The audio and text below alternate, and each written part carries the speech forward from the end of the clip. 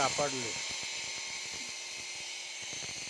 మాకు హాస్పిటళ్ళు ఉన్నాయి, మాకు డబ్బు ఉంది, మాకు పర్వాలేదు అని ఒకవేళ నువ్వు మూర్ఖంగా అనుకుంటే చావు నీకు వేగంగా వస్తుంది. చావు నీకు వేగంగా వస్తుంది. ఎందుకంటే ఆయన జడ్జిమెంట్ రాస్తున్నాడు. వాడు విమర్శలోనికి తేబడినప్పుడు 7వ వచనంలో దోషి అని తీర్పు పొందునుగాక. ఇంకేమంటున్నాడు? వాని ప్రార్థన పాపమగునుగాక.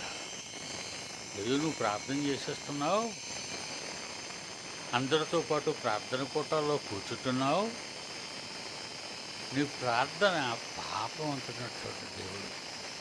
ప్రార్థన పాపం. పాపులు ప్రార్థన